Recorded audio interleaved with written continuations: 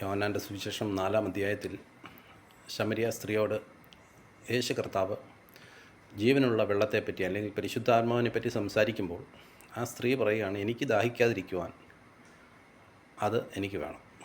അപ്പോൾ യേശു പറഞ്ഞത്, നീ പോയി നിൻ്റെ ഭർത്താവിനെ വിളിച്ചുകൊണ്ട് വരുക എന്ന് പറഞ്ഞു. അപ്പോൾ അവൾ പറഞ്ഞ കാര്യം, എനിക്ക് ഭർത്താവില്ല. അപ്പോൾ യേശു അവളോട് പറഞ്ഞത്, നിനക്ക് മുമ്പ് 5 ഭർത്താക്കന്മാരുണ്ടായിരുന്നു, ഇപ്പോഴുള്ളവനോ നിൻ്റെ ഭർത്താവല്ല എന്ന് പറഞ്ഞു. അപ്പോൾ അവൾ പറഞ്ഞ കാര്യം, നീ ഒരു പ്രവാചകനാണെന്ന് ഞാൻ കാണുന്നു.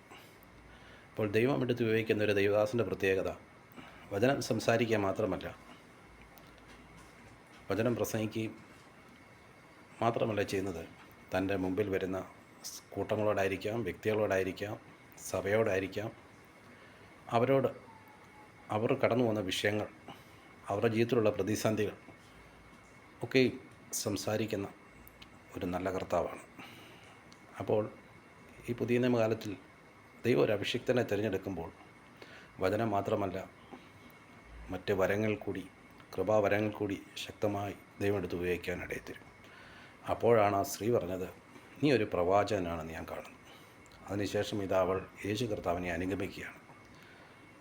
അപ്പോൾ ഒരു അഭിഷിക്തൻ്റെ പ്രത്യേകത വചനം കൊണ്ട് മാത്രമല്ല, വരങ്ങളാലും പ്രയോജനപ്പെടുത്തും. അങ്ങനെയാണ് അനേകർ യേശുവിലേക്ക് അടുക്കുന്നത്. ഈ ദിവസങ്ങൾ അപ്രകാരം ഉപയോഗിക്കാൻ നമുക്കൊരുങ്ങാം.